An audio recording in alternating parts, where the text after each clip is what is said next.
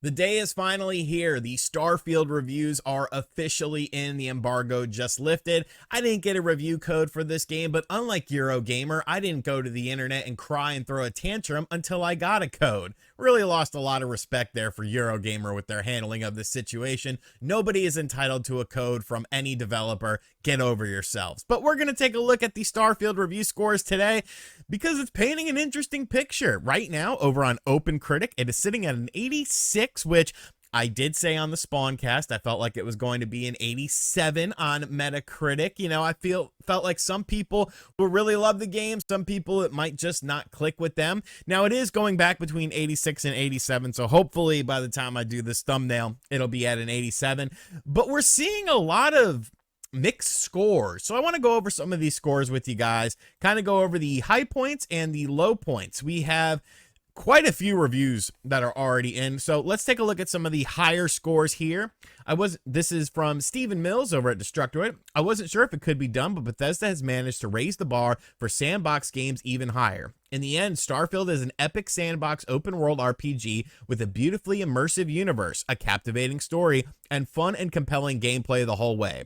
I am so happy to have experienced Starfield organically, and I hope you get to as well. We have some more 10s out of 10s here. Quite a few 10s out of 10s, or 5s out of 5s, if you will. VGC. Starfield is the ultimate Bethesda game. It takes what people loved about Fallout and Skyrim and casts it across an enormous galaxy filled with captivating characters. Hey, poor player, I know those guys. Starfield isn't a perfect game. No game is. That said, for a game to have this much ambition and pull it off almost everything it set out to accomplish is a remarkable achievement. So it seems like, you know, a lot of people in these reviews are kind of saying a lot of this is a lot involved with storytelling. I know I just said the word a lot there, but it seems like a lot of people are being captivated by the story in these positive scores. We got some 9.5s and 9.7s. Starfield is a new beginning, says Jesse Norris at Xbox Era. I'm sure there's no bias with this review. Just kidding, Xbox Era. Not only for Bethesda, but for Xbox as a whole. Excellent writing, stunning graphics, and thrilling gameplay. It makes the galaxy yours to explore, shape, and live in. It's a wonderful tapestry. Is it tapestry or tapestry? I say tapestry.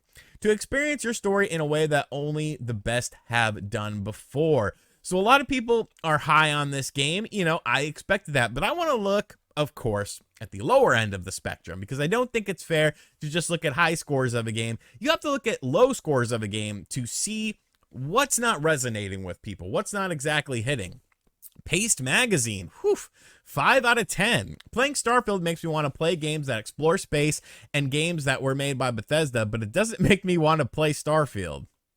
Let me read that again, because that didn't really click in my mind. Playing Starfield makes me want to play games that explore space and games that were made by Bethesda, but it doesn't make me want to play Starfield. It tries to give us the universe, but it's so weighed down by its own ambitions and a fundamental lack of inspiration that it can't even get into orbit.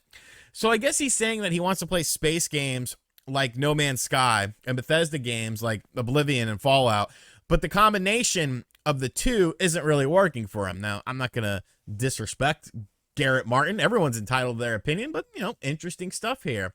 Here is Giovanni. Oh, God, I'm not reading that. Digital Trends. Starfield isn't the genre or generation-defining video game that overeager fans might be expecting. It's a fairly typical, though impressively constructed RPG where depth and stability often come at the expense of scope. The surprising limited base adventure isn't so much the draw here, though. The enormous intergalactic playground feels custom-made for modders who want to explore the infinite possibilities of space just as much as the constellation and Bethesda itself. So this person didn't really seem to enjoy the story and the adventure that the story brought upon him. IGN with a 7 out of 10. This is from Dan Stapleton. Starfield has a lot of forces working against it, but eventually the allure of the expansive role-playing quest and respectable combat makes its gravitational pull difficult to resist. So this is pretty interesting. You know, we're seeing kind of a bit of a split here as far as what's hitting for people and what's not. And of course, every game is going to be a subjective thing. Starfield is a true behemoth of an RPG, and in many ways, it's the logical endpoint of Bethesda Game Studios' well-worn formula. However, its massive scope pushes this formula to the absolute limit, and the cracks begin to show. from feature creep to the stop-start nature of its exploration. Dedicated Bethesda fans are sure to get their fill, but this interstellar adventure never leaves the atmosphere. So maybe what I'm kind of gathering from this is that, some people are finding that it's kind of restrictive and like, yes, you can go places, but maybe there's not a whole lot happening within those places. Like when you play a game like Fallout or Skyrim, or Elder Scrolls, I should say, there's always something going on whenever you're exploring these worlds. I want to read this next one though, because it seems like they sort of break down a lot of things here. Starfield is a true space adventure that only Bethesda can deliver. It's an experience catered to fans of large, expansive RPG narratives, but this one takes it a step further to stretch across an entire universe. There are minor systems and menus that cause confusion, and the lack of real tutorials paired with a flimsy opening holds back the opening hours. Still, the experience is undeniably memorable, and the writing for the NPCs make up the best moments. Although that many systems can be overwhelming, this game is full of discovery for all who play. So, I think really, with this game, it's going to come down to what you look for in an RPG. I mean, people are probably going to be upset by this, a lot of Xbox fans, because they're going to be like, oh, well, it's a Bethesda game. What did you really expect? And I get that sort of sentiment, but when you look at, Fallout games, when you look at Elder Scrolls games, they are very formulaic. It's pretty much like Fallout is a dystopian Elder Scrolls and vice versa. So the formula for these Bethesda games is always very similar as far as their major key franchises are concerned. They're open world sort of RPG style games. And maybe some of these people are just getting a little bit tired of it. Maybe they want to see something a little bit more fresh from Bethesda in the future. Like, what is Elder Scrolls 6 gonna be about? You know what I'm saying? Like, GTA is a game that's open world, but it always manages to sort of reinvent itself as far as what you could do within the worlds. Now, Starfield is obviously trying to be reinventive because it's not taking place on just, one planet, really. It's going into outer space. It's going into all these other planets. And I don't know. I'm still excited for this game. Like, I'm still wanting to play this game. I'm not going to get the super early copy. I'm just going to simply wait for it to come out on Game Pass, because I have more than enough games to talk about and review that I'm already working on, that I really didn't even have time to make this video, but I wanted to make it because I was going to be very interested in this. So, I think it's good.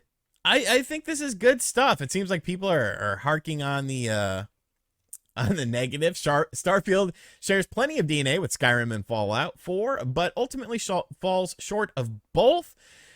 I mean, it's just really going to come down to your personal preference with this. It's on Game Pass, so who cares? Like, if you have an Xbox, you more than likely have Game Pass, and it looks like it's going to be a very enjoyable experience.